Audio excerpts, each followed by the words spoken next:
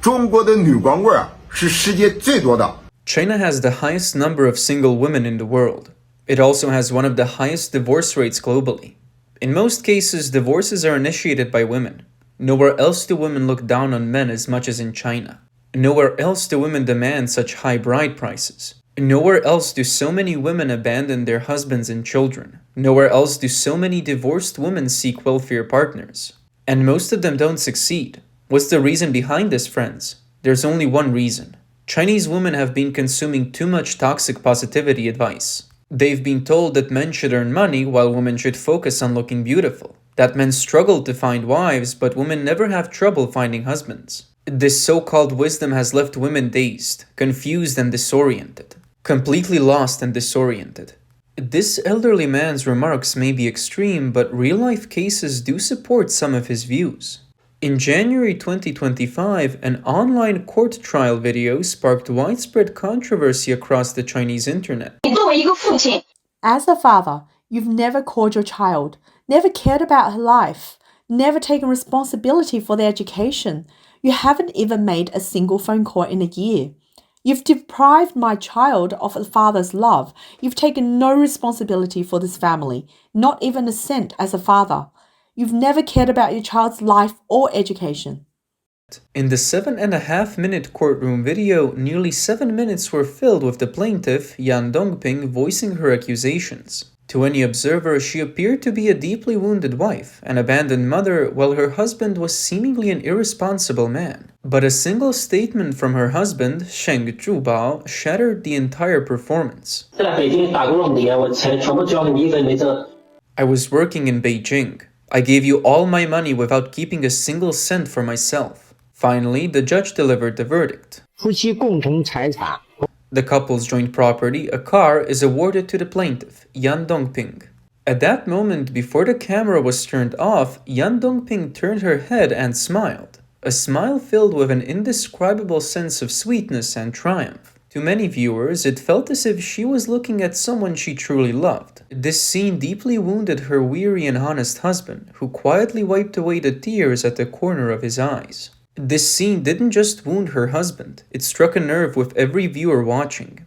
And so, what people jokingly called the first world-famous painting of 2025, Yan Dongping's smile, was born, ultimately making her the target of online outrage. As the controversy grew, the truth began to surface. When the couple first went to the Civil Affairs Bureau to finalize their divorce, they were required to undergo a 1-month cooling-off period. A policy introduced under China's 2021 marriage law intended to promote marital stability. But in Miss Yan's case, that month became the perfect opportunity for her to execute a carefully planned strategy.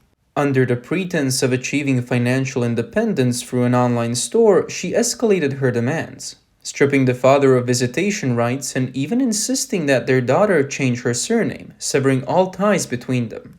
People quickly exposed the so-called financial independence as nothing more than a sham. Miss Yan's online store was merely a business license on paper, with little to no actual revenue. The family's middle-class lifestyle, owning a home and a car in a third or fourth-tier city, was entirely built on years of her husband's hard-earned wages from working in the big city. This divorce case ignited a firestorm online, striking at a painful reality in China's urbanization process. Millions of left-behind families follow the same survival model, husbands working in distant cities while wives stay behind to raise children. In truth, this phenomenon stems from deeper systemic issues, including the household registration system and unequal distribution of educational resources. For many migrant workers in similar situations, the Yan case served as a wake-up call, highlighting the risks they too might one day face. The most troubling part is that the betrayer pays no price. In recent years, with the economic fallout from the pandemic, many men lost their jobs or suffered business failures. In almost every case, it was the women who quickly filed for divorce, often walking away with whatever little assets remained. For many men, marriage has reduced them to mere providers, financial tools discarded with no fair outcome. This has fueled growing anxiety among young men about marriage. Statistics show that over 40% of men born in the 90s and 2000s now express a fear of marriage. Cases like Yan's only deepen this fear, and she is far from an isolated example. People have responded with bitter laughter, saying that with a single smile, Yan has pushed China's record low marriage rate even lower. No one knows exactly who that smile was meant for, but one thing is clear. It has left many men terrified. Terrified of walking away from a marriage with nothing. Terrified that one day their own wives might flash a Yan-style smile.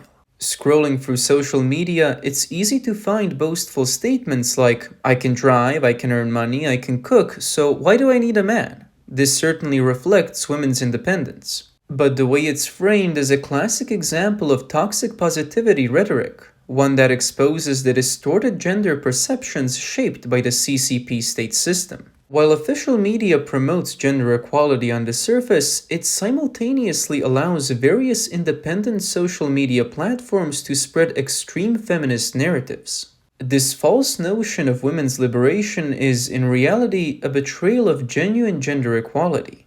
Is finding a partner only about having someone who can cook, earn money, and drive? Relationships are built on emotional connection, mutual understanding, and growing together. Things that shouldn't be overlooked. True independence should empower people to choose meaningful relationships rather than dismissing the value of companionship. Are material possessions like luxury homes and cars the ultimate measure of success? Placing too much emphasis on material wealth may reflect a mindset that prioritizes external achievements over deeper fulfillment in life. Most importantly, equating not needing a man with independence shifts away from the true meaning of gender equality and can even disrupt social harmony. This mindset is, in reality, extreme individualism and outright materialism disguised as progress. It can be seen as a toxic version of the independent woman ideal, one that has contributed to cases like Yan's. Another form of toxic positivity rhetoric is the princess syndrome narrative, often expressed as women should be beautiful and men should be the providers. This idea is misleadingly packaged as traditional virtue and widely promoted on social media. As a result, many single women possessively wait for a dominant CEO-type partner to appear, quite popular in romanticized Chinese dramas. Logically, there should be plenty of wealthy CEOs fighting over me. Look at me, I was born naturally beautiful and I just don't get it. Someone as pretty as me, why have I waited 36 years and not a single CEO has shown up? Some once stable families have also been torn apart by these unrealistic fantasies of happiness. Miss Hu Peipei is a typical case. Her husband earned 10,000 yuan a month, enough for a comfortable life, but she became consumed by online toxic positivity narratives. Women should be princesses, deserve the best cosmetics and designer bags, and must have a handsome, wealthy CEO picking them up in a luxury car every day. She began to resent her current lifestyle. I don't want to live in that rundown house anymore. I want to be like my friends, living in a nice apartment. I want to be stylish, sophisticated girl. I have high standards for myself, and I'm very picky. With her husband, she became increasingly aggressive. If the makeup I wear, the clothes on my back, and everything I eat and use don't come from you, then you're a complete failure as a man. Even during mediation, her husband was still thinking about her well-being. I sought mediation because I want you to have a good life. But she responded coldly, "You're not my parents. I don't need you worrying about my marriage." In the end, Zhang Liwei could only sigh in resignation and say, "Marriage is supposed to be about sharing responsibilities equally, right? But everything that should have been shared between us, I ended up shouldering it alone, and I spoiled her into having princess syndrome." This story ultimately ended in tragedy. When the wealthy CEO Jiang Dong appeared, Hu Peipei believed she had finally found the ideal life she had seen glorified online. Eager to escape what she saw as an ordinary marriage, she left without hesitation. But reality hit hard. Jiang Dong soon revealed his true colors, toying with her feelings before heartlessly abandoning her. Filled with regret, Hu Peipei returned to the home she once despised, hoping to reclaim her ordinary life. But by then, Zhang Liwei had already given up on her. Today, Chinese social media and self-media loudly promote female independence while simultaneously portraying marrying into wealth as life's ultimate success. Yet those who follow these narratives often find themselves facing harsh realities, as one veteran journalist bluntly exposed. 有的成功人士，有的富二代他一年可以换一个女朋友。 Some wealthy elites, some second-generation rich guys change girlfriends every month. Many even date multiple women at the same time. The more attractive ones might get to stay around for a few extra days, but don't even talk about women's rights in front of them. You won't even have basic human rights, because when they've had their fun and tell you to leave, you have no choice but to go. In a campus interview, a female student confidently said, 我们女孩子 Dating doesn't come for free, right? A sharp-witted respondent immediately pointed out the issue. 你为什么会用到免费这个词儿呢？ Why are you using the word free? Let me ask you, what kind of things in this world actually require payment? Products? What exactly are you considering yourself to be? The most deceptive toxic positivity narrative is the one about life after divorce. A matchmaker in Shenzhen put it bluntly. 网上一直流传个毒鸡汤， There's this toxic positivity myth spreading online. Divorced women are in high demand. Single mums from a second marriage are sought after. I've been a matchmaker for a long time and I can tell you the truth. In the real Shenzhen dating market, if you're divorced and have a son, no matter how beautiful you are, the moment men hear that, they don't even want to meet you. Why? Because men today aren't willing to raise someone else's child anymore, especially if it's a boy. Men nowadays aren't that naive. Some independent social media platforms have even fabricated the myth of high-quality men's clubs to mislead their audience. 离过婚的女人只能嫁给那些高质量的男人。 Divorced women can only marry high-quality men. They should never settle for ordinary men because ordinary men care too much about whether you've been married before or if you've had children. Your past matters to them. But in our club, elite men earning 5 to 6 million yuan a year don't mind if a woman has been divorced. To them, marriage isn't just about having kids or physical attraction. Marriage is about fulfilling dreams. In response, a commentator angrily refuted. 几个菜把你喝成这样了，还你们的俱乐部？ How much did you drink to be talking this nonsense? There is no such club. Be sure you can treat yourself like a fool tossing coins into a wishing well, thinking you'll get whatever you want. And let me ask, are there actually any big shots here making 5 or 6 million a year? Step up and comment. Is what this person is saying even true? These toxic positivity narratives are seriously distorting society's views on love and marriage. Take the widely circulated 101 things a man should do for a woman as an example. It sets unrealistic standards for love, defining actions like buying late-night snacks at 3 a.m. and traveling to various destinations as measures of devotion. As a result, many otherwise stable relationships have fallen apart simply because they couldn't meet these exaggerated expectations. Misleading ideas such as only foolish women wait for a man to mature and older men are better than struggling young men further warp young people's values. Why has toxic positivity become so widespread?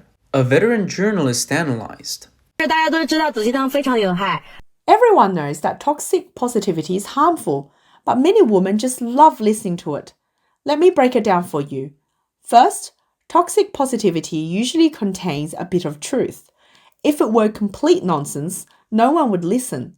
For example, it's true that women face challenges when they leave their family homes, they enter a new family, take care of their in-laws, raise children, endure their husband's temper, and basically become servants, and so on and so on. When women hear this, they feel overwhelmed. They think, this is so true, and they immediately hit follow for that influencer. But in reality, these narratives exist just to attract more women. After all, who doesn't know that women are the biggest spenders? According to the 2024 Social Media and Youth Values Survey report released by a sociology research institute, 76.3% of women aged 18 to 35 consume toxic positivity content daily. Among them, 45.2% admitted that such content influenced their expectations of love and marriage, while 28.7% acknowledged having unrealistic fantasies as a result. Statistics from the Civil Affairs Department showed that in the first quarter of 2024, the divorce rate among people under 30 increased by 15.6% year over year. Of these divorces, 42.3% were attributed to irreconcilable values. 聪明的女人不会用网络标准去要求自己的老公，因为 A smart woman wouldn't use online standards to judge her own husband because she understands that he has his own struggles too. A good marriage takes effort from both partners. It's about working together. Listen to me. Don't be misled by toxic positivity. If you want a good life, you have to build it step by step. From a legal perspective, the most important factor in marriage is not material wealth, but character and sincerity. Shenzhen-based lawyer Chen Jianbin stated, "I have never seen a marriage built on genuine mutual love end in divorce. As a lawyer, I am even more determined not to let calculations take over my marriage. I spend my days outside fighting battles, but when I come home, all I want is a hot meal and a moment to clear my mind. You cook, I chop vegetables. You scrub the pot, I wash the dishes. A simple life, leaning on each other. Isn't that true happiness?" At the end of the day, the tragedy of Yan Dongping's case reflects the harsh realities of the CCP's systemic design. If not for suppressed wages and the rigid household registration system, Shen Zhubao could have brought his wife and child to live together in Beijing, keeping the family united. But in reality, his salary wasn't enough to support a family of three in Beijing, and the Hukou household registration system prevented their child from attending school there. This forced separation ultimately led to the breakdown of their marriage. It is also important to recognize that the China under the rule of the Chinese Communist Party has turned a blind eye to two dominant forms of toxic positivity in the online discourse on love and marriage. One promotes female independence while denying the value of partnership between men and women, fueling social division. The other glorifies materialism, encouraging a mindset of entitlement and discouraging hard work. Yet the authorities have deliberately allowed these harmful narratives to spread unchecked. This is in fact a carefully designed social control strategy. By fostering individualism and eroding social trust, the government makes the population more fragmented and easier to manage. By fueling gender conflicts, it diverts attention away from deeper societal issues. The glorification of entitlement and materialism weakens the moral foundation and cohesion of society, making people more susceptible to being driven by material desires. A divided and disjointed society ultimately serves to reinforce the existing power structure. Moreover, on social media, these topics often spark heated debates, consuming vast amounts of public discourse. Meanwhile, critical discussions on livelihood issues and systemic reforms are drowned out. This tactic of burying real issues in noise is precisely what the authorities find most convenient.